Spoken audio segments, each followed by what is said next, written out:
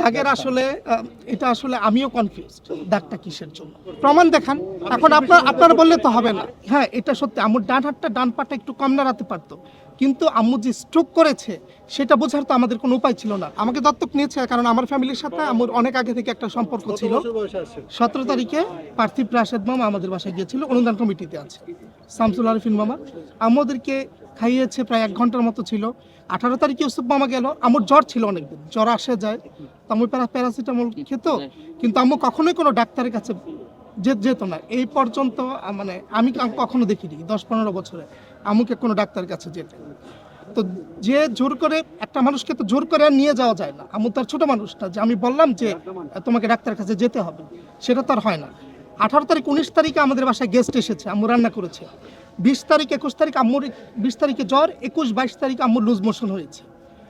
এর আগেও আম্মুর 2020-এর শেষের দিকে লুজ মোশন হয়েছিল, 1 সপ্তাহ ছিল, বিছানায় ছিল, তারপর নিজে নিজে ঠিক হয়ে গেছে। কিন্তু আম্মুর যে মাইল্ড স্ট্রোক হয়েছে, মাইল্ড স্ট্রোক হলে তো কিছু সিমটম থাকবে, যেমন কথা নাকি জড়িয়ে যায়, হাত পা নাড়াতে পারে না। হ্যাঁ, এটা সত্যি আম্মুর ডান পাটা একটু কম নাড়াতে পারতো, কিন্তু আম্মু যে স্ট্রোক করেছে সেটা বোঝার তো আমাদের কোনো উপায় ছিল না। কারণ এর আগেও লুজ মোশন হয়েছে, বাসায় ডাক্তার এনেছে, স্যালাইন দিয়েছে, ঠিক হয়ে গেছে। তো আমরা তো মনে করেছি ওই রকমই। যে মানুষটা 19 তারিখে বাসায় রান্না করেছে, 20 তারিখ 21 তারিখ 22 তারিখে পার্থিব রাশেদ এবং আরিফিন মামা আবার আসছিল আমাদের বাসায়। ওরা এসে দেখে আমাকে স্যালাইন দেওয়া হতো। মেবি আম্মু 23 তারিখে স্ট্রোকটা করে, ব্রেন স্ট্রোকটা করে 23 তারিখে বা 22 তারিখে রাতে হবে, আমি আসলে শিওর না। যখন আম্মুকে ইউনাইটেডে নেওয়া হয় বাসা থেকে, তখন আম্মুকে তো অজ্ঞান অবস্থায় নিয়ে যায়নি।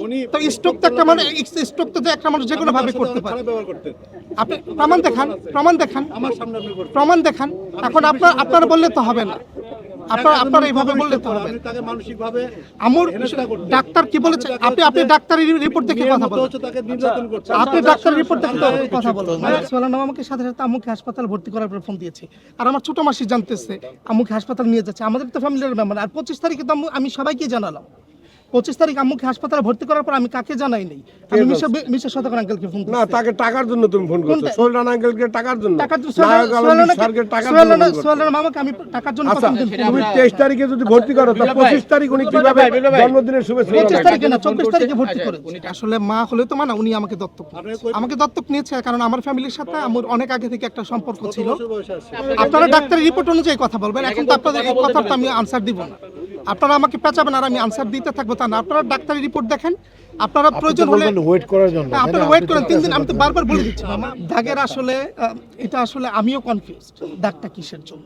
এটা আমি আপনাদেরকে ক্লিয়ার করি। আমি যদি আম্মুর উপর অত্যাচারই করতাম, টর্চারই করতাম, আপনি 26 তারিখ থেকে আপনারা 30 তারিখ পর্যন্ত আপনারা কালকে ইউনাইটেডে যাবেন।